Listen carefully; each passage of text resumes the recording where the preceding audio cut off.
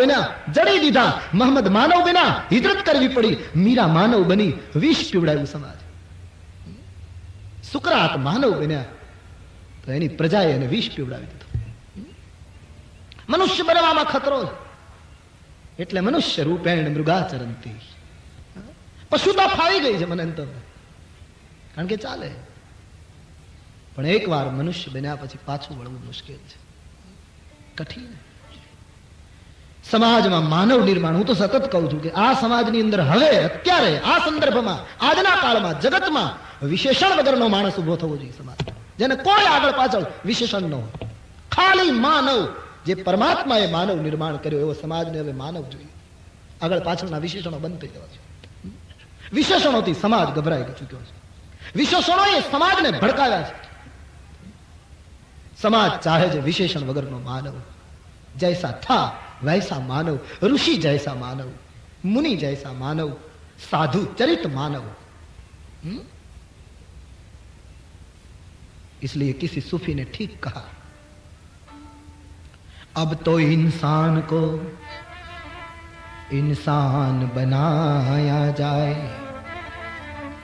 अब तो इंसान को इंसान बनाया जाए, या कोई और नया भगवान बनाया जाए, या कोई और नया भगवान बना. હજી માણસ ક્યાં મળે? નહીતર તો સુકરાતને વિષ આપ્યા પછી ફકીરને લાલટેન લઈ અને બપોરના 12 વાગે બજારમાં ન નીકળવું પડે કે હું મનુષ્યને ગોતું છું. ક્યાં માણસ? સૌરાષ્ટ્રમાં વાવાઝોડું આવ્યું, મારી નજર સામેનો પ્રસંગ કહું છું તમને. આમાં માણસ ક્યાં ગોતવો? વાવાઝોડું આવ્યું, કેટલાય ગરીબોના મકાન તારા થયા, નળિયા ઉડી ગયા. અને અમુક માણસોને ખબર પડી કે નળિયાનું બહુ નુકસાન થયું છે.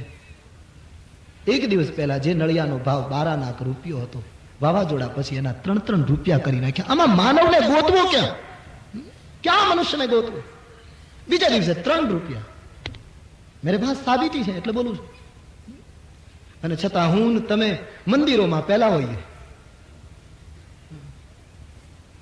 આપણી જાતને ધાર્મિક ગણાવતા હોઈએ. આપણા આંગણામાં તુલસીનો ક્યારો હોય અને ફ્રીજમાં ઈંડા હોય. કયો માણસ પોતાની જાતને પૂછે? બધા અબ તો ઇન્સાન કો. અને એની સામે એક ઉદાત, એક ઝૂંપડામાં બેઠેલો માનવ પણ અમારી સામે છે.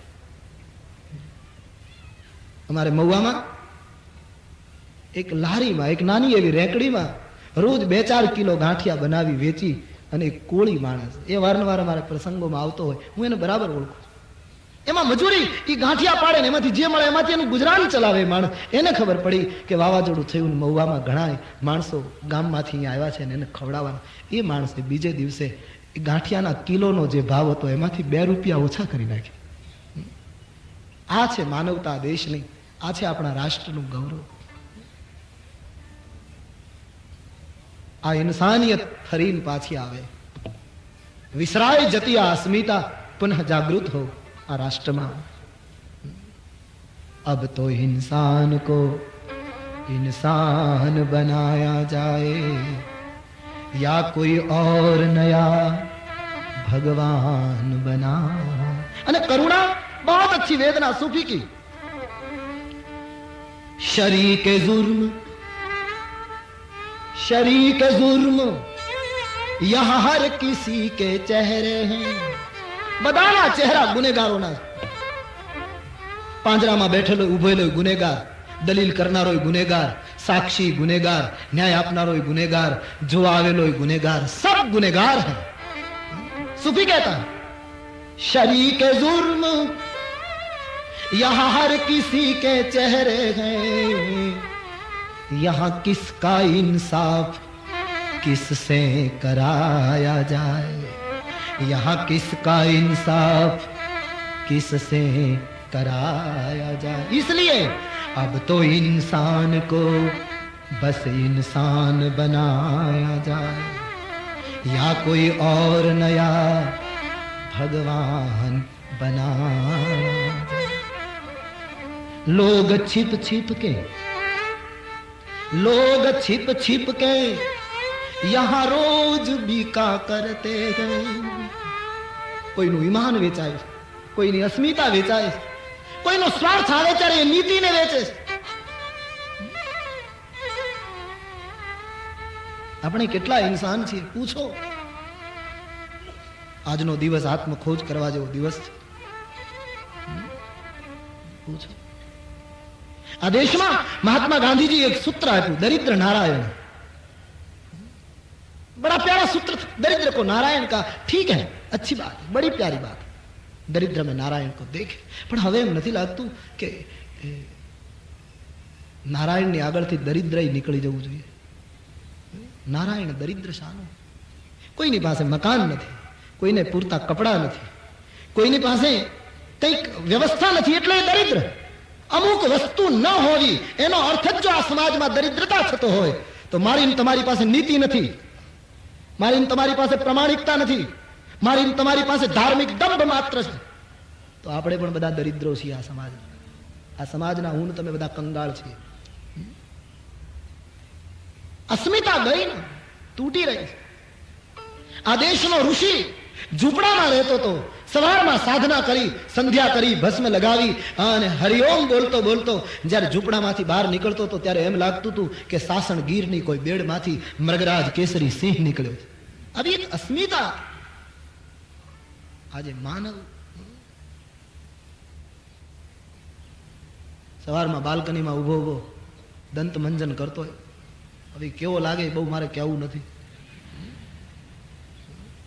अब तो इंसान को एक एवो मानस उभो थया समाजમાં, વિશેષણ વગરનો માણસ.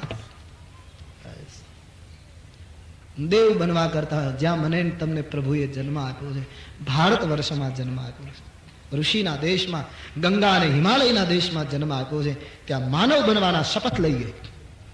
હું મનુષ્ય બનીશ. લોગ छिप छिप के यहां रोज बिका करते. ખાલી મુશ્કેલી એ છે કે ચીજ વસ્તુનું મૂલ્ય જાહેર થાય છે, ઈમાન અને પ્રમાણિકતાનું મૂલ્ય જાહેર થતું નથી. બાકી વેચાણા કરે છે બધું છીપ છીપ કે. તો દેવ બનવા કરતા આઈએ હમ માનવ બને, ઇન્સાન બને. દેવતાઓ ઈર્ષાથી ભરેલા છે, સ્વાર્થી છે. શંકરજીને બતાવવા નીકળ્યા, તમારા સસુરને ઘરે પ્રસંગ. સતીનું ધ્યાન કથાવાથી વિમાનમાં ગયું અને શિવજીની કથાને રોકતા પૂછ્યું, મહારાજ આ વિમાનો ક્યાં જાય, કોને ઘરે પ્રસંગ? શંકરજીએ વાત ઉડાડતા કહ્યું, દેવી છોડો, એ ચર્ચામાં જવા જેવું નથી. બોલે નહીં પ્રભુ, બતાવો ના, કોઈ મોટો પ્રસંગ લાગે છે સ્વર્ગમાં, એ સબ જા રહે. દેવી જાણીને બહુ દુઃખ થશે, એક તો તમે દુઃખી છો. નહીં બતાઈએ પ્રભુ. તો સુનિયો, તમારા પિતાજી યજ્ઞ કરે, હમરે બયર તુમ હી બિસરાઈ. મારી સાથે એને થોડીક તકલીફ છે, મન દુઃખ થયું એટલે તમને ભૂલ્યા. તમારી બધી બહેનોને નિમંત્રણ આપ્યું, તમામ દેવતાઓને, બાકી મારી સાથે થોડુંક મનમાં ખટકો છે એટલે નિમંત્રણ નથી આપ્યું. અને સતી નિમંત્રણ ન હોય તેનો વિચાર આપણે નહીં કરવો જોઈએ. હું જાણું છું નીતિ સૂત્રને, આપણા દેશનું એક નીતિ કે માતા પિતાને ઘરે સંતાન વગર નિમંત્રણે જઈ શકે, ગુરુના આશ્રમમાં શિષ્ય વગર આમંત્રણે જઈ શકે, મિત્રને ઘરે મિત્ર વિના આમંત્રણ જઈ શકે, અને ભગવત સંબંધી આવા કોઈ પણ કાર્યમાં કોઈ પણ વ્યક્તિ નિમંત્રણ વગર જઈ શકે. પણ તદપી વિરોધમાન જહ કોઈ તહા ગયે કલ્યાણ ન હોય. છતાંય આપણે જ્યાં જઈએ ત્યાં આપણો વિરોધ થવાનો હોય, અથવા તો આપણું આગમન યજમાનને રુચિકર ન થવાનું હોય, તો ભવાની તહા ગયે કલ્યાણ ન હોય. એનો પ્રસંગ એમને મુબારક. સતીએ પિતાને ઘરે યજ્ઞ છે એમ જ્યાં સાંભળ્યું એટલે ઈચ્છા થઈ છે, મારા પિતાને ઘરે પ્રસંગ છે, તમે મને કહો, તમે ભલે ના આવો, હું જાઉં. સતીને એમ કે શિવજીએ ત્યાગ કર્યો છે, દુઃખી છું, આ બાને માતા પિતાને મળું તો થોડું સુખ મળે. બુદ્ધ કહેતા કે સંસારીને દુઃખ પડે ત્યારે એનો અંત કેમ આવે એની એ તલાશ કરે, કે કેમ આમાંથી મુક્ત થવું. અને સંતને દુઃખ પડે ત્યારે એ પરિણામ ક્યારે આવે, અંત કેમ આવે એની ચિંતા ન કરે. દુઃખ આવ્યું કેમ એની બુનિયાદ શોધે. સંત આરંભ શોધે, સંસારી અંત માટે ફાફા મારે. આને મળું તો દુઃખ ઓછું થાય, આને મળું તો. સતી વિચારે મારા માતા પિતાને મળીશ, મારી બહેનોને મળીશ, શિવજીએ મારો ત્યાગ કર્યો છે, આ બાને દુઃખ ઓછું થાય. દુઃખ ઓછું જ્યાં થવાનું હતું કથામાં, ત્યાંથી સતીનું મન સંસારમાં ગયું. આ એક મારો ને તમારો સ્વભાવ હોય. દુઃખ આવે ત્યારે આપણે આવી રીતે કરતા હોય, આને મળું તો આમ થાય, આને મળું તો. પણ ધ્યાન દેના, દુઃખ જ્યારે આવે છે ત્યારે જલન માતૃકા શેર હે. હજી તો દુઃખો આવ્યા છે ફકત 2-4 સંખ્યામાં. હજી તો દુઃખો આવ્યા છે ફકત 2-4 સંખ્યામાં. ભલાશી ખાતરી કે એ પછી લશ્કર નહીં આવે. भलाशी खातरी के ये पछी लश्कर नहीं. बड़ा जला हुआ कवि है, इसलिए तखल्लुस है जलन. दुखी था